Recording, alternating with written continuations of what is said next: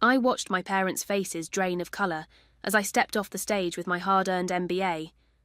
My sister Emma looked equally shocked, her champagne glass frozen halfway to her lips. None of them had expected this moment. Me graduating from Wharton, with highest honours, and certainly not the announcement that followed. And now I'd like to recognise Morgan Taylor, this year's recipient of the Anderson Family Scholarship, who has also secured a position at Goldman Sachs. The same parents who had told me, "We just can't afford your education," while paying every penny for my sister's 4 years at NYU, were now staring at the stranger their incapable daughter had become. But their shock was nothing compared to what I had planned for the celebration dinner.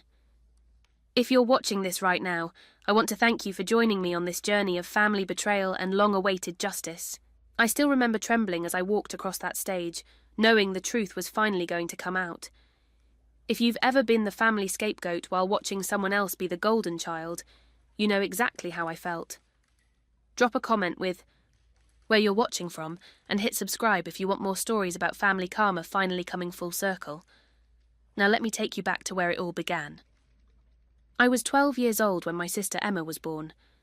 I remember the excitement I felt, helping my mom Diana decorate the nursery with butterflies and flowers, imagining all the things I would teach my little sister. My father Richard beamed with pride, showing off photos of his little princess to everyone at his accounting firm. Those early years seemed normal enough. Our family lived in a comfortable 4-bedroom house in a nice Connecticut suburb. Dad worked as a senior accountant at a mid-sized firm in Hartford, while Mum sold real estate part-time. We weren't wealthy, but we had enough for annual family vacations to Florida, new clothes for school each year, and the occasional splurge on things that mattered.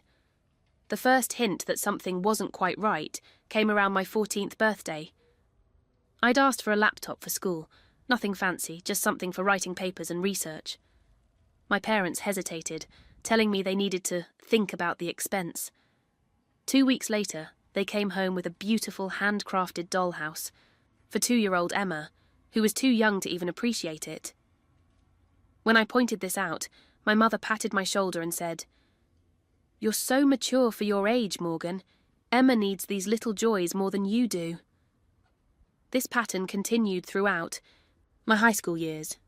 While I maintained a perfect 4.0 GPA, served as class president for 3 years straight, and captained the debate team to state championships, my accomplishments were met with perfunctory praise. "That's nice, honey," or "We expected nothing." Less was all I'd get before the conversation shifted to Emma's finger painting, or how adorable she looked at her dance recital. When I turned 16, I asked about getting a car like many of my friends were. My parents explained that I would need to work for it. I took a job at the local library, saving every penny for 10 months to buy a used Honda Civic that constantly broke down. 2 years later, on Emma's 16th birthday, my parents surprised her with a brand new Volkswagen Beetle, complete with custom seat covers and a premium sound system. "Emma isn't as responsible as you," my father explained when I couldn't hide my hurt. "She needs the reliability of a new car for safety reasons." By my senior year of high school, the disparity had become impossible to ignore. I was applying to colleges, sweeping academic awards, and working 20 hours a week, while Emma struggled to maintain a C average. Yet every minor accomplishment of hers was celebrated with dinner out or special gifts, while my achievements were simply expected. "You're so independent, Morgan," became my mother's constant refrain, as if my competence justified their neglect. "Emma needs more encouragement." I channeled my frustration into excellence, believing that if I just achieved enough, they would finally see me. I applied to 12 prestigious universities, writing scholarship essays late into the night after finishing my homework and work shifts. When acceptance letters started arriving, Harvard, Yale, Princeton, Columbia, I thought finally, they would be proud. Instead, I walked into the most devastating conversation of my young life. "Honey," my father said one evening, sitting me down at our kitchen table, "we need to talk about these college acceptances." I smiled, waiting for the praise, the celebration, maybe even an admission that they had misjudged me all these years. "We're very proud," my mother began, not quite meeting my eyes. But we need to be practical about finances. My smile faltered. What do you mean? We just don't have college. Funds set aside for you, my father said, shuffling papers in front of him. These Ivy League schools, even with partial scholarships, they're just not in our budget. I stared at them, uncomprehending. My whole life had been building toward this moment. Every late night studying, every weekend sacrificed, every exhausting hour at my part-time job, all with the promise that education was the one thing they would always support. But I struggled to find words. What about the college fund Grandpa talked about? He told me years ago he'd contributed to it. My parents exchanged a quick glance that I couldn't interpret at the time. That money had to be reallocated, my father said firmly. The kitchen renovation last year, some investments that didn't pan out. We're sorry, Morgan, but you'll need to consider state schools and more scholarships. I nodded numbly, retreating to my room where I cried silently into my pillow. That night, I made a promise to myself. I would find a way forward, with or without their support. Little did I know that this wasn't just about financial limitations. It was the first major betrayal in a pattern that would take me years to fully uncover. The rejection from my parents hit me like a physical blow. I had been accepted to my dream schools. Princeton was my top choice, offering a partial scholarship that would cover about 40% of the costs. I had naively assumed my parents would help with the rest, or at least co-sign loans. After all, they had always emphasized the importance of education. Instead, I found myself enrolling at Connecticut State University, the only option I could afford with my savings and the academic scholarship I'd earned. I took the maximum course load each semester and worked 30 hours a week across 2 jobs, shelving books at the university library during days and waiting tables at Applebee's on evenings and weekends. My typical day started at 5 in the morning with 2 hours of studying before my first class at 8. I'd attend lectures until 2, work at the library until 6, then rush to Applebee's for the dinner shift until midnight. After closing, I'd squeeze in another hour of homework before collapsing into bed, only to start again 5 hours later. Weekends meant double shifts at the restaurant and marathon study sessions in between. While other students were attending football games, joining clubs, or simply enjoying the college experience, I was calculating tips and highlighting textbooks during my breaks. I rarely went home during those first 3 years of college, claiming work commitments when holiday gatherings came around.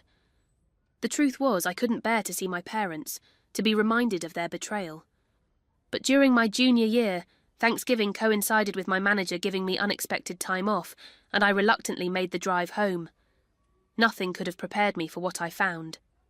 Emma was in her senior year of high school, applying to colleges. Herself.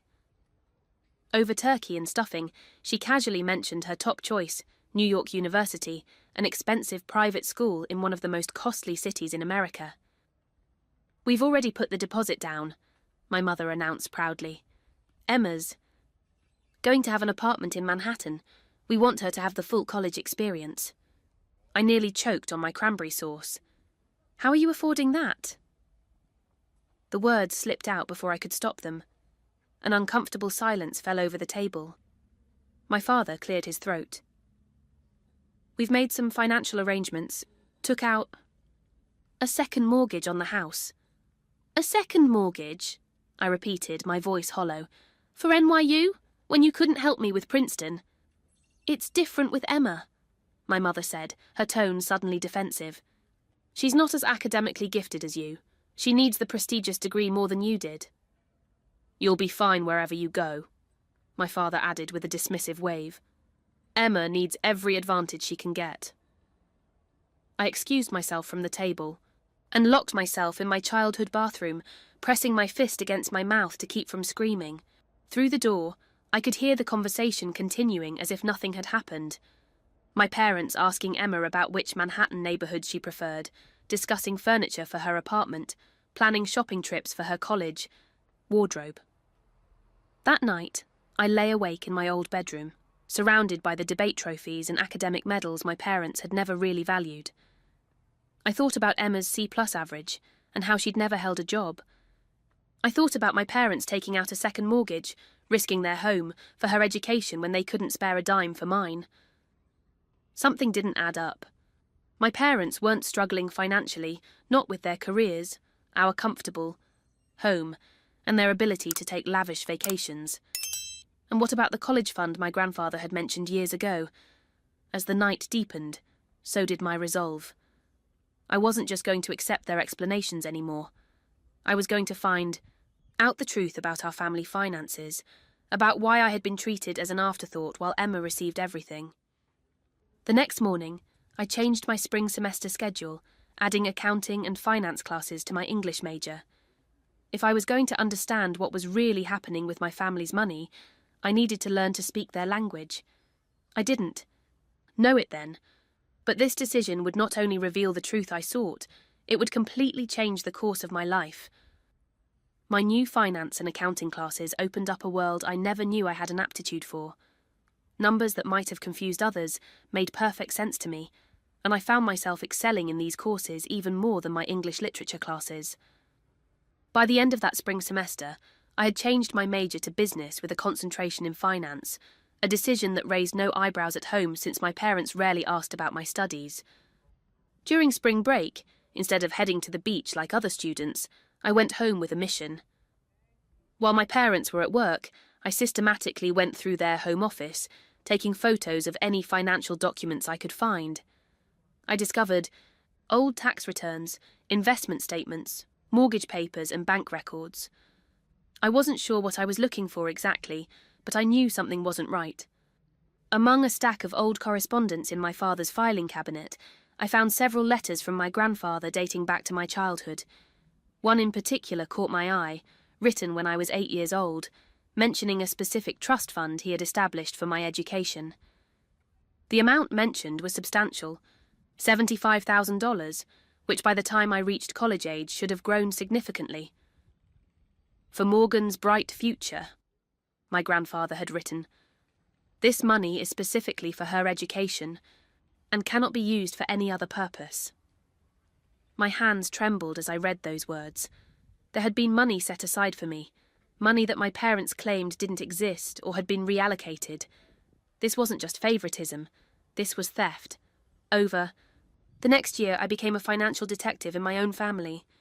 I scheduled visits home around times when I knew my parents would be busy, using these opportunities to gather more evidence.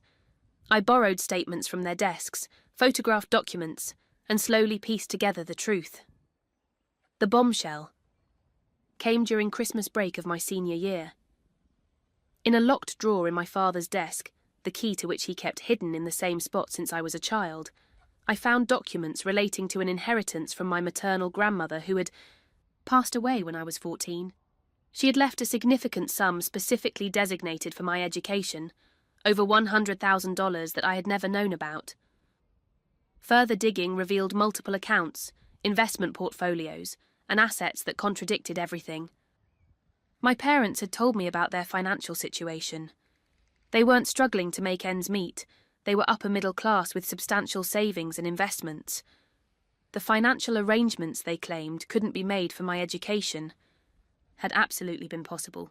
Most damning of all were the detailed records of expenses for Emma, her Manhattan apartment lease showing $2,400 monthly rent, credit card statements revealing shopping sprees at designer stores, receipts for spring break, trips to Cancun and Paris, all funded directly by my parents.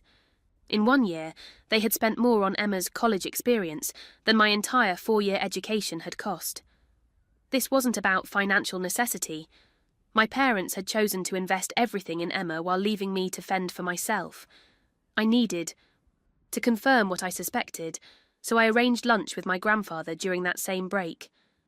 We met at his favourite diner, and after some small talk, I carefully broached the subject. "Grandpa, I found some old letters where you mentioned setting up a college fund for me."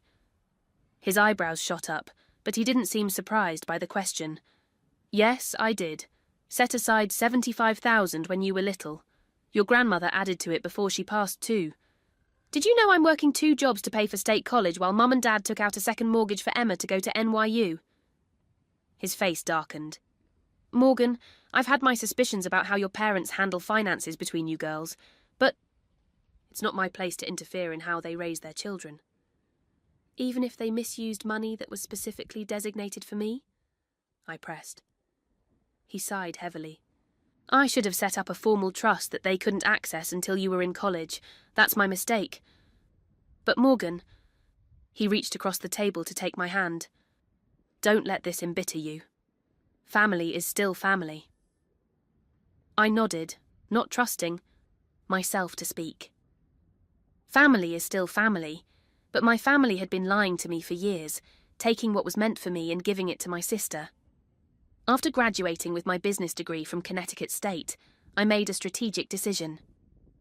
Instead of immediately pursuing a higher-paying job, I transferred to a community college to take additional finance courses while working even more hours to save money.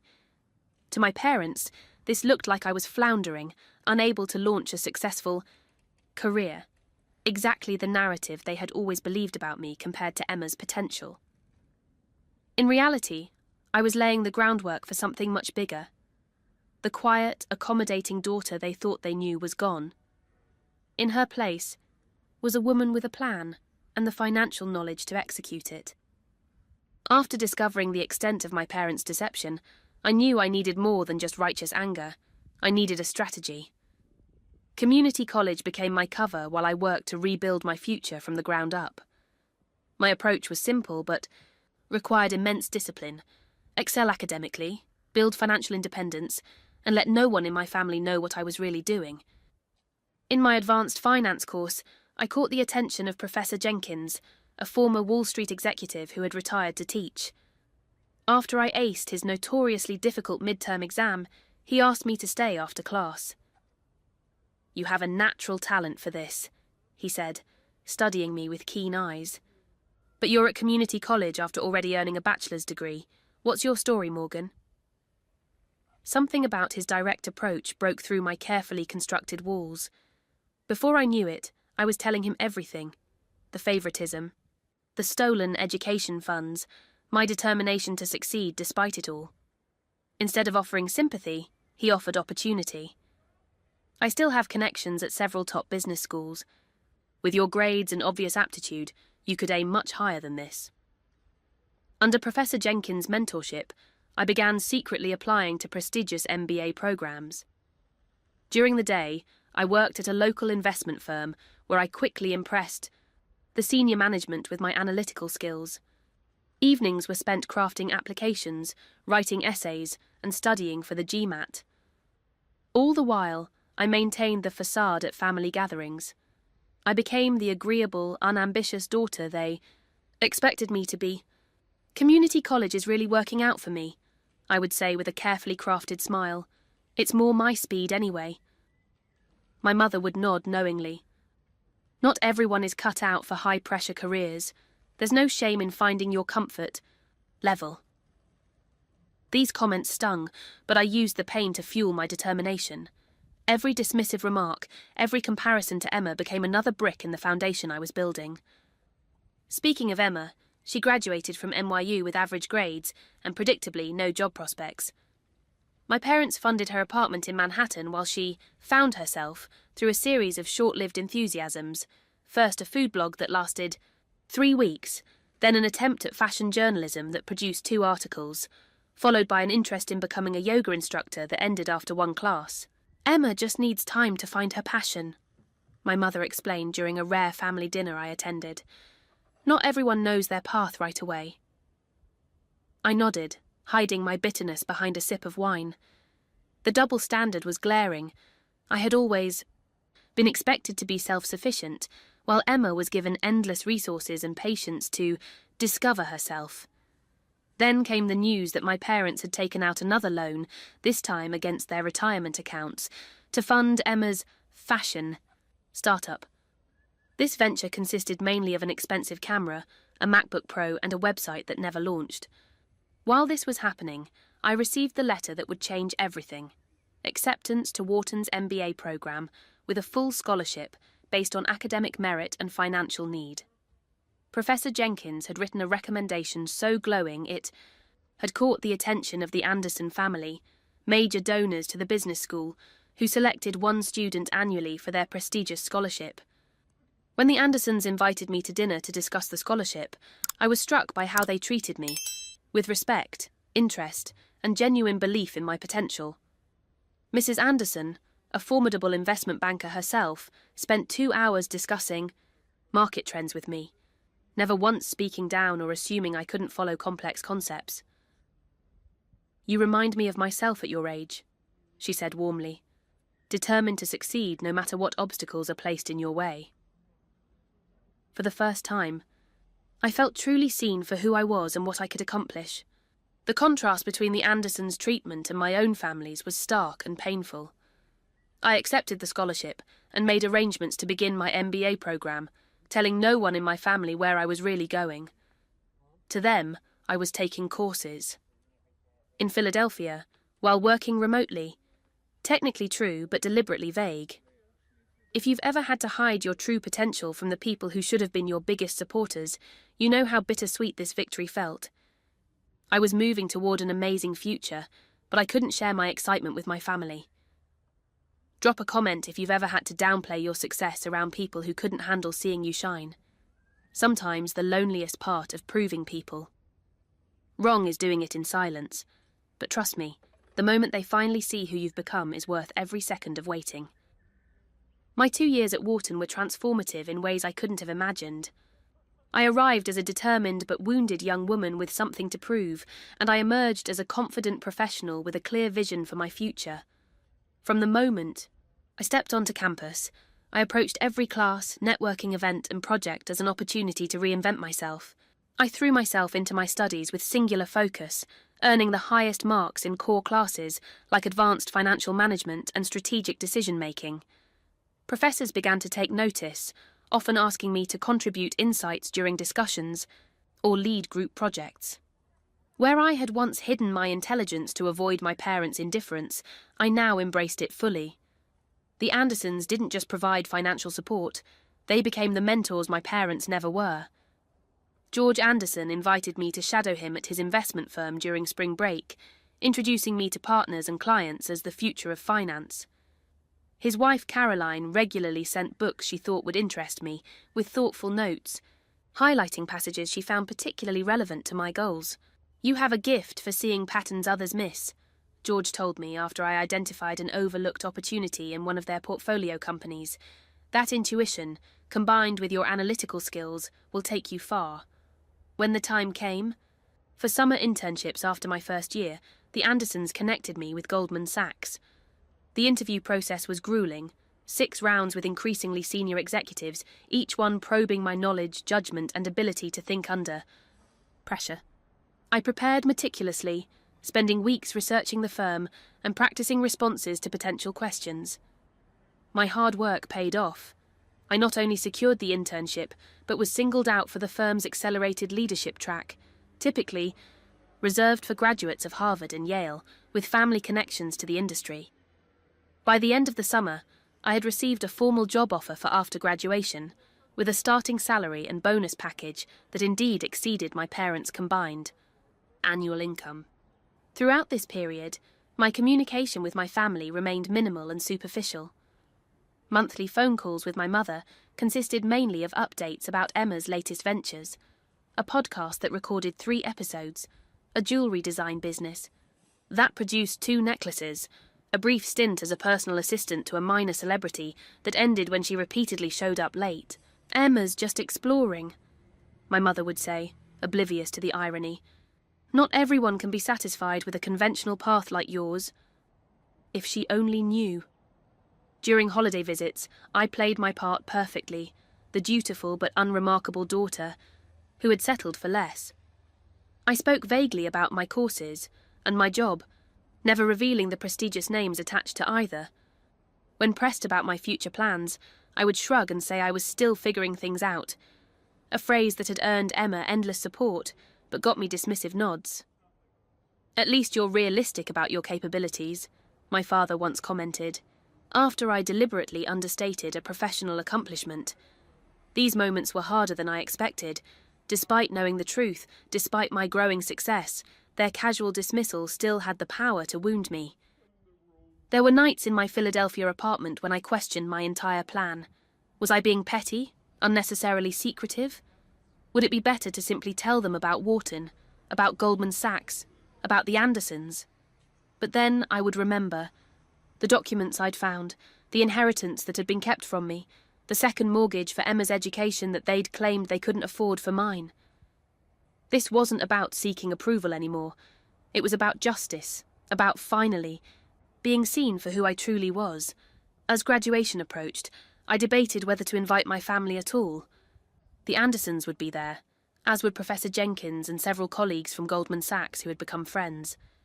Did I want my parents and Emma to witness this moment? Finally, I decided they should be there. Not for my sake, but for theirs. They needed to see the daughter they had underestimated. They needed to face the consequences of their choices. I sent a casual email 3 weeks before the ceremony. I'm finishing up my program in Philadelphia next month. There's a small graduation ceremony if you want to come. No pressure. My mother replied almost immediately. Of course we'll be there, honey. Emma has been wanting to visit Philadelphia anyway. Send us the details. I provided the bare minimum. Information, date, time, location. I didn't mention Wharton. I didn't mention honours. I certainly didn't mention that I would be singled out during the ceremony as the Anderson Scholar, or that I had already secured a position that most business students would kill for. As I tried on my graduation gown in my apartment the week C. Before the ceremony, I caught my reflection in the mirror. The woman looking back at me bore little resemblance to the exhausted, heartbroken girl who had once cried over her parents' betrayal. I had transformed not just my circumstances, but myself. The Andersons had arranged for professional photographs to be taken after the ceremony, followed by a celebration dinner at Philadelphia's most exclusive restaurant. My family didn't know about either. They didn't know a lot of things, yet, but they would. Soon, very soon, they would know everything. May 15th dawned clear and warm, perfect weather for graduation. I woke early, too keyed up to sleep, and spent an hour going through my carefully prepared notes for the day. Every detail mattered, from the precisely timed arrival of each, guest to the seating arrangement at dinner. Today, years of planning would finally come to fruition. The graduation ceremony was held in Wharton's historic courtyard, with rows of chairs arranged beneath flowering trees. I spotted my family as they arrived. My father in his standard navy suit, my mother in a floral dress she'd worn to countless functions, and Emma trailing behind them, already looking bored as she scrolled through her phone. They took seats, near the back, not bothering to check the reserved section where name cards had been placed for them. The Andersons arrived shortly after, impeccably dressed and carrying a gift bag. My grandfather followed, moving slowly with his cane but beaming with pride. They found their reserved seats in the front row exactly as planned. As the ceremony began, I sat with my fellow graduates, my heart pounding so loudly I was sure everyone could hear it. The dean spoke about achievement and potential, about the select few who had distinguished themselves during their time at Wharton. And then, I'd like to recognise this year's recipient of the Anderson Family Scholarship for Outstanding Achievement in Finance. This student maintained a perfect 4.0 GPA while completing 2 independent research projects, serving as a teaching assistant for 3 graduate courses, and securing one of only 2 positions offered by Goldman Sachs in their executive investment division. Please join me in congratulating Morgan Taylor. The applause was enthusiastic as I walked across the stage. I kept my eyes fixed on my parents, watching as confusion gave way to shock on their faces. My mother's hand flew to her mouth. My father blinked rapidly, as if trying to clear his vision. Emma's phone dropped into her lap, forgotten. The dean continued. Morgan has also been selected as this year's student speaker, an honour reserved for the graduate who best exemplifies the values and excellence of the Wharton School of Business. This was not part of my plan. The student speaker had fallen ill the day before, and the dean had asked me to step in just hours earlier. I had hastily prepared remarks, seeing it as an opportunity too perfect to pass up. As I stepped to the podium, I looked directly at my family for The first time. Thank you, Dean Williams. I'm honoured to represent the Wharton MBA class of 2023 today. I paused, letting the name of the prestigious business school hang in the air. My journey here wasn't traditional. I didn't come from wealth or connections. In fact, for many years, I was told explicitly and implicitly that I wasn't capable of this level of achievement. I saw my mother shift uncomfortably in her seat. I worked 2 jobs to put myself through undergraduate education. I studied late into the night after exhausting. Shifts. I saved every penny while watching others receive opportunities I could only dream of. Another pause. Including members of my own family. My father's face had gone from pale to crimson. But today isn't about resentment. It's about resilience. It's about proving that your origin story doesn't define your ending. It's about showing that sometimes the people who should believe in you the most are the ones who see you the least, and that their failure to see your potential says more about them than it ever could about you. The audience applauded, unaware of the private drama unfolding within my words. I finished with standard congratulations to my fellow graduates and stepped down from the podium, my hands trembling slightly, but my voice having remained steady throughout. After the ceremony, as graduates and families mingled in the courtyard, my parents approached me with expressions I couldn't quite read, somewhere between anger, confusion, and an attempt at pride. "Wharton?" my father said, his voice low. "You've been at Wharton this whole time. How could you afford this?" Before I could answer, the Andersons appeared at my side. "Morgan, darling, congratulations." Caroline embraced me warmly while George shook my hand. "We couldn't be prouder," George said, placing a protective hand on my shoulder. 2 years of absolute excellence. My mother's smile was brittle. "And you are?" "George and Caroline Anderson," I said smoothly. "The donors of my full scholarship and my mentors, they're joining us for dinner tonight." "Dinner?" My mother blinked. "We were just going to take you to the Olive Garden to celebrate." I smiled, enjoying the moment perhaps more than I should have. "I've made reservations at La Maison, 7 o'clock. The Andersons and Grandpa will be joining us." At the mention of my grandfather, my parents' expressions changed again. He had been watching our exchange from a few feet away and now approached, hugging me tightly. "I always knew you had greatness in you," he said, loud enough for my parents to hear. Emma, who had been silent until now, suddenly spoke up. "So you've been lying to us? Pretending to be at community college while you were actually here?" Her tone was accusatory, but I detected something else beneath it. Hurt, perhaps, or fear. "I never lied," I replied calmly. "I said I was taking courses in Philadelphia.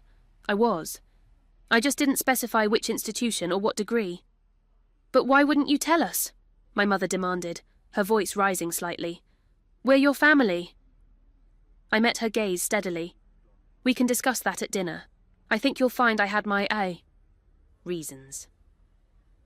The reception continued awkwardly, with my parents attempting to claim credit for my success to anyone who would listen. "We always encouraged her independence," my father told one of my professors. "Made her stand on her own 2 feet." I let these comments slide, knowing that dinner would bring all the confrontation I needed. As we prepared to leave the reception, I saw Emma frantically texting, her thumbs flying over her phone screen. I didn't need to see the messages to know. She was in panic mode, perhaps sensing that the family dynamic she had benefited from for so long was about to be upended. The stage was set. In just a few hours, at a table at Philadelphia's most exclusive restaurant, surrounded by witnesses, they couldn't dismiss or intimidate.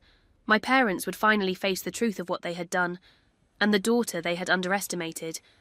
La Maison occupied the top floor of Philadelphia's tallest building, offering panoramic views of the city through floor-to-ceiling windows. Crystal chandeliers cast a warm glow over white-clothed tables and elegant place settings. It was exactly the type of establishment my parents would find intimidating, and that was precisely why I had chosen it. The maitre d' led us to a private dining area I had reserved months in advance. Place cards arranged by me ensured my parents were seated directly across from the Andersons, with my grandfather at one end of the table and me at the other. Emma was placed between our father and George Anderson, looking increasingly uncomfortable as she realised she couldn't escape whatever was coming. My mother attempted small talk as the first course arrived, a delicate seafood amuse-bouche that she eyed with suspicion. "So, Morgan has always been our independent one," she said to Caroline Anderson. "We knew she'd find her way eventually." Caroline raised an eyebrow. "Independent indeed. Morgan tells me she worked 2 jobs throughout undergraduate school while maintaining a 4.0 GPA. That's more than finding her way. That's extraordinary determination." My father jumped in. "We always taught her the value of hard work." "Among other lessons," I said quietly, taking a sip of water. The conversation continued in this vein through the appetizer course, my parents attempting to rewrite history, the Andersons subtly challenging their narrative, and me biding my time. Emma remained uncharacteristically silent, her eyes darting between speakers like she was watching a tennis match. As the main course was served, filet mignon for most of us, though Emma had requested a special vegetarian option, I decided the moment had arrived. I gently tapped my knife against my water glass, drawing everyone's attention. "I'd like to propose a toast," I said, raising my glass. "To education, to opportunity, and to truth." Everyone raised their glasses somewhat uncertainly. "Speaking of truth," I continued, setting my glass down, "I think it's time we talk about how I actually got here." The table fell silent. My mother's smile froze on her face. "Mum, Dad, you've spent the evening implying that you supported my educational journey, that you somehow contributed to my success at Wharton. That's not just revisionist history, it's a complete fabrication." My father's face darkened. "Morgan, this isn't the time or place." "Actually, it's exactly the time and place," I interrupted, reaching into the leather portfolio I had placed beside my chair. "I've waited years for this conversation, and I've chosen to have it here now with witnesses who won't allow you to gaslight me as you've done my entire life." I removed a folder containing copies of all the documents I had gathered over the years. "Let's start with this." I slid a paper across the table toward my parents. "A letter from Grandpa dated 15 years ago, detailing the $75,000 he contributed to my college fund. Money you told me didn't exist when I was accepted to Princeton." My grandfather nodded solemnly. "I set that aside, specifically for Morgan's education. It should have been more than enough for undergraduate tuition at the time." My mother's face had gone pale. "We had to use that money for family expenses. Times were tough." "Were they?" I pushed another document toward them. "This is your financial statement from that same year. You had over $300,000 in investments and savings. You took a 2-week vacation to Hawaii that cost $15,000. Tough times seems like an exaggeration." I turned to Emma, whose wide eyes revealed she hadn't known any of this. "I don't blame you for this, Emma. You were a child when these decisions were made. But you should know that our parents took out a second mortgage on their house to send you to NYU and pay for your Manhattan apartment, while telling me they couldn't afford to help me with college at all." Emma looked at our parents in confusion. "Is that true?" My father tried to regain control of the situation. "Morgan, you're taking things out of context. Financial decisions are complicated." "Then let me simplify things," I said, removing another document. "This is Grandmother's will, leaving $100,000 specifically for my education. Money I never saw a penny of. Where did—" "I'd go." The silence that followed was deafening. "It went to the lake house," my grandfather said finally, his voice heavy with disappointment. "They used Morgan's inheritance to buy the vacation property in Vermont." My mother gasped. "Dad, that's not—" "It's exactly what happened," he cut her off. "I've kept quiet for years because I thought it wasn't my place to interfere. But I won't sit here and watch you lie to her face about money that was legally and morally hers." Throughout dinner, I methodically presented each piece of evidence as a new course was served. Bank statements showing transfers from my designated accounts to general family funds. Credit card statements revealing Emma's shopping sprees in Manhattan while I worked double shifts to afford textbooks. tax returns demonstrating our family's comfortable financial position despite their claims of hardship. The Andersons watched this unfold with quiet sympathy, occasionally asking clarifying questions that prevented my parents from dismissing or derailing the conversation. Their presence was crucial, as wealthy, respected figures in the financial world. They couldn't be intimidated or fooled by my parents' excuses. "Let me be clear," I said as dessert was served. "I'm not doing this for money. I don't need or want anything from you now. My education is complete, paid for by scholarships I earned and people who actually believed in me. My career is launched. I start at Goldman Sachs next month with a compensation package that frankly dwarfs anything you could offer me." "Then why all this?" my father demanded, gesturing at the documents spread across the table. "Why ambush us like this if not for money?" "For accountability," I said simply. "For acknowledgement of what you did. You diverted funds specifically, designated for my education to other purposes. You lied to me about family finances. You made me work myself to exhaustion while giving Emma everything on a silver platter. I want you to admit what you did and why you did it." My mother, who had been growing increasingly distressed, suddenly burst into tears. "You were always so capable, so self-sufficient. Emma needed the support more. She's always been fragile, less confident." "And whose fault is that?" I asked quietly. "You created that dynamic. You made me self-sufficient because you gave me no choice, and you made Emma dependent because you never expected anything from her." Emma, who had been silent for most of the confrontation, suddenly spoke up. "Did you really take out a second mortgage for my NYU tuition?" she asked our parents. My father nodded reluctantly. "And Morgan really worked 2 jobs while going to school full-time." Her voice was small. 30 to 40 hours a week for 4 years, I confirmed. Emma looked at me, then at our parents. That's not fair. Why would you do that? Why would you treat us so differently?" Her question hung in the air, the one I had been asking myself for years. It was the heart of everything, not just the financial disparity, but the emotional one. Why had they decided, from the time we were children, that I deserved less love, less support, less everything? My father, cornered and defensive, finally snapped. Because Morgan was always a reminder of our limitations, always so perfect, so capable, making us feel inadequate as parents. Emma needed us. Morgan never seemed to.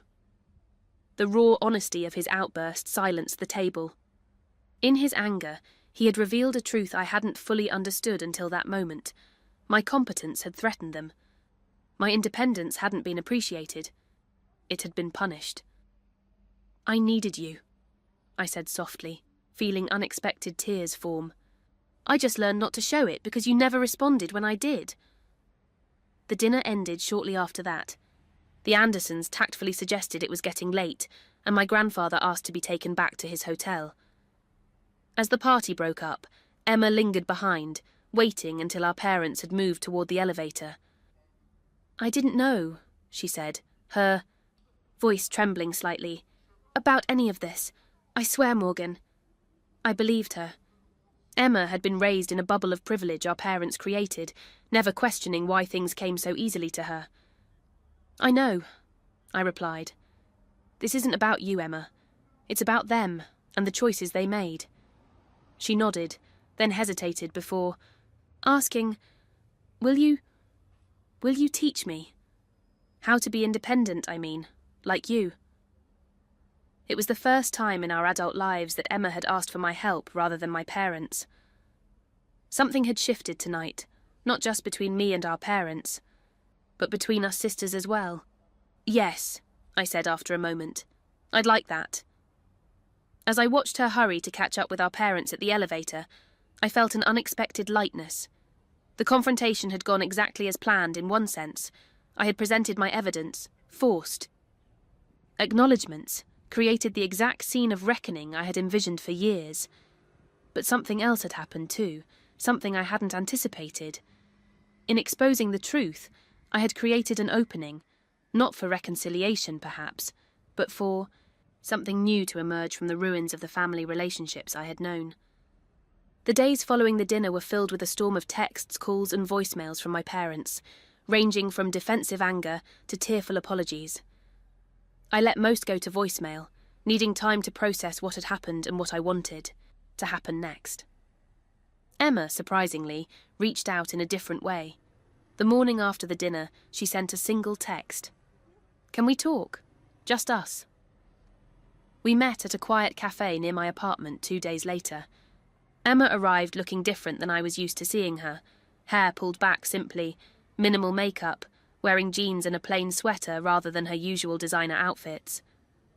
"I've been thinking about everything you said," she began after we'd gotten our coffees. "About how Mom and Dad treated us differently. I knew they were easier on me, but I had no idea about the money, about your inheritance, about you working while I was spending their money on clothes and trips." I nodded, letting her continue. "The thing is, Morgan, being the favourite wasn't always great either." She stared into her coffee. "There was so much pressure to be what they wanted. Every time I showed interest in something serious, like when I wanted to study biology, they'd redirect me towards something they thought was more suitable. Fashion, art, things they saw as appropriate for someone like me." "Someone like you," I repeated. "Someone not very smart." Her voice was barely audible. They never said it directly, but the message was clear. Emma isn't academic like Morgan. Emma needs to find something that plays to her strengths. But they never let me discover what those strengths might be. This was a perspective I had never considered, that Emma might have been just as constrained by our parents' expectations as I was, just in a different way. They didn't believe in me either, Morgan. They just hid it better. Over the next hour, Emma revealed a side of herself I'd never seen. She had wanted to apply to science programs in college, but was steered toward fashion and communications because our parents didn't think she could handle anything more demanding. When she struggled academically, instead of encouraging her to work harder, they lowered their expectations further. "I'm not saying it was as bad as what they did to you," she clarified. "I got everything handed to me while you had to fight for every opportunity, but in their own way, they limited me too." Our conversation was interrupted by a call from our grandfather, asking if we could meet him for lunch. We found him waiting, at a restaurant near his hotel, his face grave. "I've been thinking about what happened at dinner," he said once we were seated. "There's more to this story than you girls know." He explained that favoritism had run through our family for generations. Our mother had been the neglected child in her family while her brother was favoured. Our father had experienced similar treatment, with his sister receiving most of their parents' attention and resources. "It's a pattern," he explained. "Your parents each unconsciously recreated what they knew, Diana by favouring Emma since she herself was overlooked, and Richard by going along with it since that's what he saw in his own home." "That explains it, but doesn't excuse it," I said firmly. "No, it doesn't," he agreed. "I should have intervened years ago. I saw what was happening, but told myself it wasn't my place." The following week brought separate meetings with each of my parents. My father requested to see me first, suggesting we meet at a park where we used to walk when I was very young. "I've been doing a lot of thinking," he said as we sat on a bench overlooking a pond, "about the kind of father I've been, especially to you." He admitted that many of the financial decisions had been driven by my mother, but he had been equally complicit by going along with them. I told myself it was because Emma needed more support, but the truth is... He paused, seeming to struggle with the words. "The truth is you reminded me too much of my sister, the one who got everything right, who made everything look easy. I resented her my whole life, and somehow that affected how I saw you. It was a painful confession, revealing how deeply family patterns can run and how unconsciously we can perpetuate them." My meeting with my mother was more difficult. We met at a restaurant of her choosing, neutral territory. She arrived dressed impeccably as always, but the confident facade cracked as soon as we began talking about the dinner revelations. "I don't expect you to forgive me," she began, her voice unsteady. "What we did with your college fund and inheritance was wrong. Legally and morally wrong." I waited, sensing there was more. "But I need you to understand something about me, Morgan. When you were born, You were so much like my brother, naturally gifted, quick to learn, everyone's favourite. He got all the opportunities, all the praise, while I was told I wasn't smart enough for college." Her eyes filled with tears. "When I looked at you, I saw all the potential I was told I didn't have. And instead of nurturing that in you, She couldn't finish the sentence. "You resented it," I completed for her. "You punished me for reminding you of your own lost opportunities." She nodded, unable to speak. "That's incredibly sad, Mum, for both of us." Our conversation continued, painful but necessary. Unlike my father, she was less willing to take full responsibility, still justifying some of their actions as doing what they thought best for both girls. She wasn't ready to fully acknowledge the damage they had caused, and I wasn't sure she ever would be. News of our family drama spread to extended relatives, creating rifts as people took sides. My father's sister called to tell me she'd suspected the favouritism for years but felt powerless to intervene. My mother's brother, the favoured child in their family, expressed shock and claimed he'd had no idea his sister was capable of such behaviour. Through it all, I maintained my focus on my upcoming job at Goldman Sachs, on building my new life, and on the unexpected relationship developing with Emma. The sister I had resented for years was becoming someone I might actually want in my life, not as the spoiled princess our parents had created, but as a young woman trying to discover who she really was beyond their limited expectations. The exposure had been necessary, bringing hidden truths to light. But I was beginning to understand that reconciliation would be a much longer, more complex journey, one that might not be possible with all members of my family. 6 months after graduation, my life had transformed completely. I was thriving in my position at Goldman Sachs, having already distinguished myself by bringing in 2 new significant clients. My apartment in Manhattan, which I could comfortably afford without any parental support, had become a sanctuary, decorated exactly as I wanted with no one to question my choices. The most profound changes, however, were in my family relationships. I had established clear boundaries with my parents, limited contact, on my terms, with explicit expectations for how I would be treated. My father had been more receptive to these boundaries than my mother, calling once a week for brief, somewhat awkward conversations that nevertheless represented more honest communication than we'd had in years. "I'm proud of you, Morgan," he said during one such call. "I should have said that more when you were growing up." My mother's journey toward accountability moved more slowly. She still occasionally slipped into old patterns, minimizing my accomplishments, centering conversations on Emma, making passive-aggressive comments about my need to prove something. Each time, I would calmly end the call or visit, reinforcing that I would no longer tolerate being diminished. The most surprising development was Emma's transformation. After our post-dinner conversation, she had made dramatic changes in her life. She moved out of the expensive Manhattan apartment our parents had been paying for, found a modest place in Brooklyn with roommates, and secured an entry-level position at a publishing house. "It doesn't pay much," she told me during one of our now regular sister dinners. "But it's mine. I earned it." The pride in her voice was something I'd never heard before, the satisfaction of achievement rather than entitlement. When I asked what had prompted such significant changes, her answer was simple: "You. Seeing what you accomplished on your own made me realize I had no idea what I was capable of because I'd never really tried."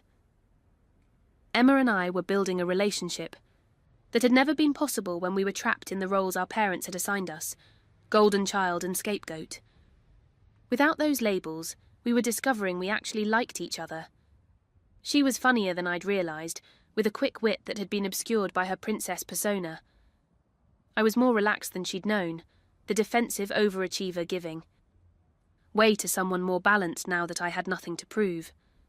In a move that surprised even me, I established a college fund for any future children Emma might have, as well as any I might have myself. "To break the cycle," I explained when I told her about it. "No one in our family will ever again be denied educational opportunities because of favoritism or financial manipulation." My relationship with the Andersons continued to flourish. They had become the mentors and parental figures I'd always needed, providing guidance without conditions and support without strings. When Caroline Anderson was diagnosed with breast cancer 3 months after my graduation, I found myself in the unexpected position of supporting her through treatment, driving her to appointments, researching clinical trials, simply sitting with her during chemotherapy sessions. "You know," she said during one such session, "we never had children of our own. Meeting you, mentoring you, it's been one of the greatest joys of our lives." I began mentoring young women from backgrounds similar to mine, academically gifted but lacking financial resources or family support. I shared my story selectively, emphasizing not the betrayal but the resilience, the strategies I had developed to overcome obstacles rather than the pain those obstacles had caused. The true test of our new family dynamic came at my grandparents' 50th anniversary celebration, the first time all of us would be together since the graduation dinner revelation. My grandmother had insisted on having all her girls there, refusing to take sides in what she called water under the bridge now. The event was held at an upscale country club, with extended family from both sides in attendance. I arrived early to help with arrangements, Emma joining me shortly after.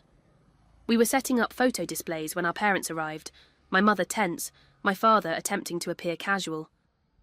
"You look well," my mother said, her eyes taking in my confident posture, my tailored dress, the subtle indicators of my financial success. "Thank you," I replied simply. "So do you." The celebration proceeded with superficial pleasantries, everyone on their best behaviour for my grandparents' sake. But beneath the civility, new patterns were emerging. My mother no longer dominated conversations or steered attention toward Emma. My father asked thoughtful questions about my work, genuinely listening to my answers. Emma spoke confidently about her new job, no longer playing the helpless princess role. During the toast to my grandparents, my grandfather added an unexpected coda. "I'm also raising a glass to my granddaughters, Morgan and Emma. 2 remarkable young women finding their own paths. Nothing makes me prouder than seeing that." Later, as the party was winding down, my mother found me alone on the terrace. She seemed to struggle with what she wanted to say, finally settling on, "I may never be the mother you deserved, but I'm trying to be better than I was." It wasn't an apology, not really, but it was an acknowledgement, and perhaps that was a starting point. As I drove home that night, I reflected on the journey of the past few years. The pain of family betrayal had led me to discover strengths I might never have known I possessed. The necessity of independence had forced me to build a life entirely on my terms. The need to prove my worth had driven me to achievements that now formed the foundation of my success. I had wanted revenge, to see my parents' faces when they realized what they had discounted, what they had lost. I had achieved that moment of reckoning. But what surprised me most was how hollow victory felt compared to the peace that came with acceptance. Not acceptance of their treatment, but acceptance that I could not change the past or make them into the parents I had deserved. True freedom had come not from revenge but from financial independence, from building a support system of people who valued me, and from releasing the need for validation from those who had proven incapable of providing it. Family is still family. My grandfather had been right about that. But I had learned that family relationships can be redefined, restructured, limited or expanded according to how healthy they are. Some bonds had been strengthened through this process, others had been revealed as too damaged to fully repair. I was at peace with both outcomes. If you've ever had to redefine your relationship with family after betrayal or favoritism, you know this journey isn't easy or quick. It takes courage to stand up for yourself, and even more courage to set boundaries, without letting bitterness consume you. Has anyone in your family ever made you feel less than, or favoured a sibling over you? How did you handle it? Share your story in the comments. Sometimes knowing we're not alone in these struggles makes all the difference.